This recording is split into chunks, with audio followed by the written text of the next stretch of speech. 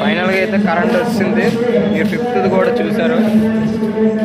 ఇంకా మా వాళ్ళు 6th కూడా చూపిస్తారంట మీకు. ఓకే, 6th కూడా వెళ్దాం. 6th యొక్క వినాయక చవితి యొక్క ఉత్సవాలని ఇప్పుడు మీరు చూడబో.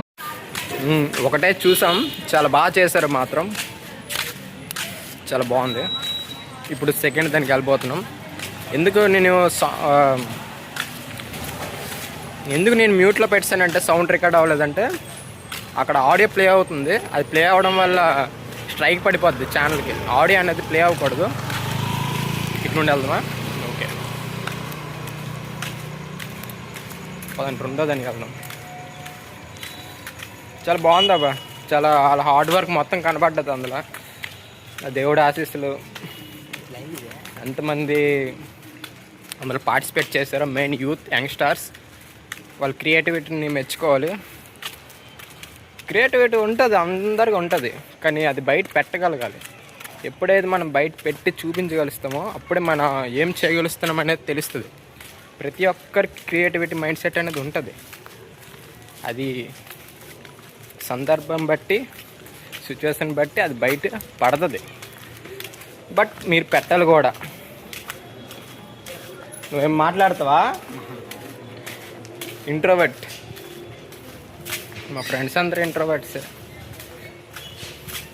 ఎక్కడ మనం ఇలాంటివి ఏమైనా వీడియోస్ చేసేటప్పుడే, మిగతాటప్పుడే ఎక్స్ట్రోవర్ట్స్కి ఎగ్జాంపుల్ అవుతారు ఒకళ్ళు.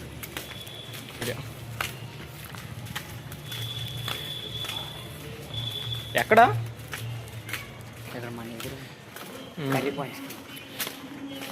మనోడి పేరు వచ్చేసరికి ప్రవీణ్ అనమాట, మా రూమ్మేట్. నెక్స్ట్ ఫస్ట్ చూసాం, నాకు తెలుసు కాబట్టి అక్కడ, ఎందుకంటే లైట్లు కడుతున్నాడు కాబట్టి అక్కడ ఉందని నాకు తెలుసు. సెకండ్ది దీనికి తెలుసు, కర్రీ పాయింట్ కాడ. ఓకే, అక్కడికి వెళ్దాం, చూద్దాం అక్కడ కూడా ఎలాగ చేశారు ఏడి అనేది మొత్తం. ఆ దేవుడు ఆశీస్సులు నేను తీసుకోవాలి, నాతో పాటు మీకు ఇవ్వాలి.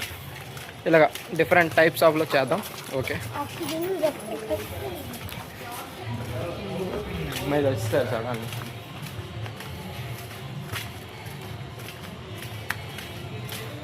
చుట్టూ ఇక్కడ ఉన్న సరౌండింగ్స్ మొత్తం సాంగ్స్ ప్లే అవుతున్నాయి అన్నమాట.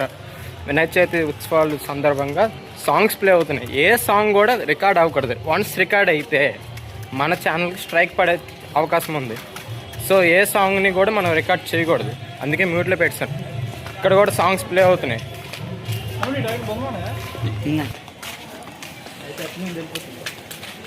వచ్చింది, ఆల్మోస్ట్ దగ్గరలో ఉంది, వెళ్దాం. వచ్చింది ఫైనల్గా. నేను మ్యూట్